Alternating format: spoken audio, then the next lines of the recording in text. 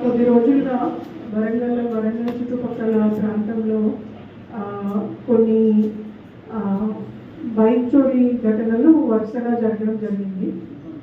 Definitely రెగ్యులర్గానే జరుగుతూ ఉంటాయి. But కొద్ది కాలంగా ఒక పర్టికులర్ ప్యాటర్న్ కనిపించింది.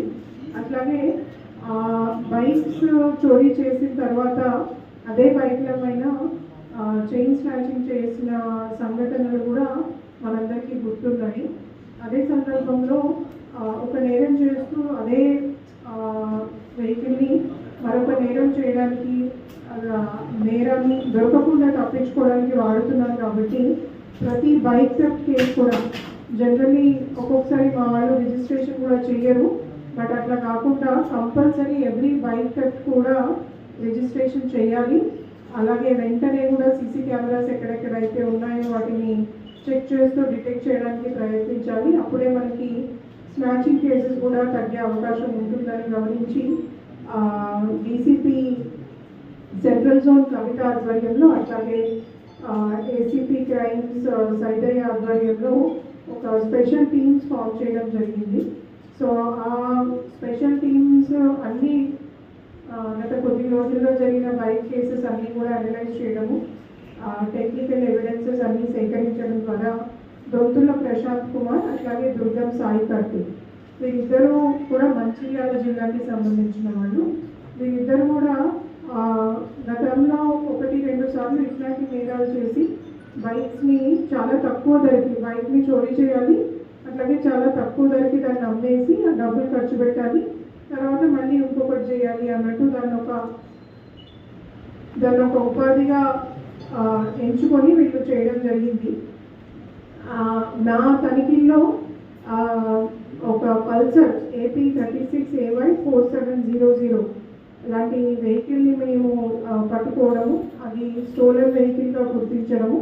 ఆ తర్వాత ఫర్దర్ ఇంటరోగేషన్లో వాళ్ళు వరంగల్లో 8, కరీంనగర్లో 9, రామగుండంలో 3, సిద్దిపేటలో 2, హైదరాబాద్లో 3, రాచకొండలో 1, భూపాలపల్లిలో 2, మొత్తం 28 బైక్స్ ఇదే ఫోటో చోరీ చేసినట్టు మా దృష్టికి రావడం ద్వారా ఈరోజు వారిని రిమాండ్ చేసి జైలుకి కూడా పంపించడం జరుగుతుంది.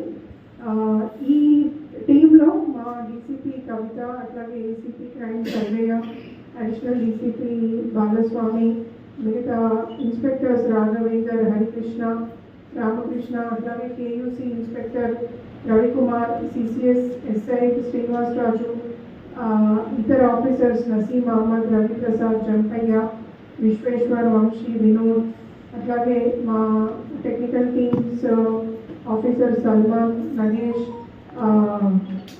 ఇలాంటి వాళ్ళందరూ ఎంతో కోఆర్డినేట్ చేశారు. సో ఈ సందర్భంగా అందరికీ కూడా ప్రజలందరికీ మరొకసారి మీరు బైక్స్ ఫస్ట్ పాయింట్ బైక్స్ పోవడం అనేది నార్మలే అని తీసుకోకూడదు. బికాజ్ పోయిన బైక్ వాళ్ళు ఏ నేరం చేయడానికి ఉపయోగించినా కూడా మనకి ఇబ్బంది అవుతుంది.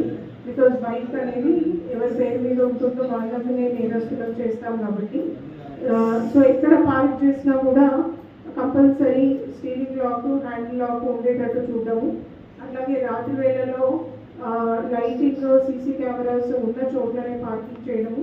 అట్లాగే చాలాసార్లు తొందరలో తాళించే దానికే పెట్టి తీసుకెళ్ళిపోవడం వల్ల కూడా బైక్స్ దొంగతనానికి గురవుతాయి. అట్లాగే GPS లాంటి ట్రాకింగ్ ఏమైనా పెట్టుకోగలిగితే దాన్ని కూడా పెట్టుకోవడము లాంటిది తప్పకుండా చేయాలి. ఒకవేళ పోతే వెంటనే పోలీస్ స్టేషన్స్కి కూడా ఇన్ఫార్మ్ చేయాల్సిన బాధ్యత ప్రజలందరి మీద ఉందని మరొకసారి గుర్తు చేస్తున్నాను.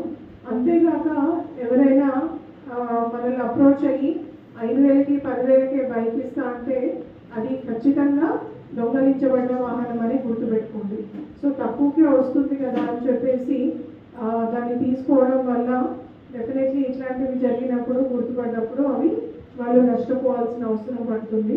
డాక్యుమెంట్స్ లేకుండా, ఒరిజినల్ RC చూడకుండా అండ్ ఆల్రెడీ అది ఏమైనా క్రైమ్లో ఉందా లేదా మీ సేవ ద్వారా అప్లై చేస్తే మీకు తెలుస్తుంది. అవన్నీ అప్లై చేసిన తర్వాత ఈ ఫలానా వెహికల్, అది కార్ కావచ్చు, బైక్ కావచ్చు, ఇంకేదైనా వెహికల్ కావచ్చు, ఏదైనా కూడా లారీ అయినా ట్రక్ అయినా ఏదైనా కూడా అదేమైనా చోరీకి గురైన వెహికల్ లేదా ఏదైనా క్రైమ్లో ఉన్న వెహికల్ అనేది ఒకసారి మీరు పోలీసుల ద్వారా వెరిఫై చేసుకొని మీరు కొనే ముందు సెకండ్ హ్యాండ్ది కొనేటప్పుడు ఎస్పెషల్లీ కోర్స్ సెకండ్ హ్యాండ్ది కొనేటప్పుడు ఈ జాగ్రత్తలన్నీ తీసుకుంటే మనము నేరస్తులకి అవకాశాన్ని తగ్గించిన వాళ్ళం అవుతాము. సో ఈ సందర్భంగా ప్రజలందరికీ మరొకసారి సీసీ కెమెరాల ఇంపార్టెన్స్ని మరొకసారి గుర్తు చేస్తున్నాను. మా ఆఫీసర్స్ అందరూ మళ్ళీ నేను సైతం అనే ప్రోగ్రామ్ ఏదైతే అంతకుముందు టేకప్ చేసి చాలామంది ఆఫీసర్స్ కష్టపడి వరంగల్ జిల్లా వ్యాప్తంగా కూడా పెట్టించడం జరిగింది. వాటి మెయింటెనెన్స్లో చాలా ఛాలెంజెస్ ఉన్నాయి.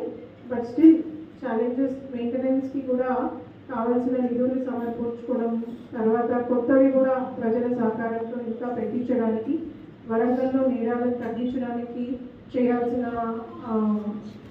తీసుకోవాల్సిన చర్యలు, చేయాల్సిన ఏర్పాట్లన్నీ కూడా ఆఫీసర్స్ అందరూ చేస్తున్నారు.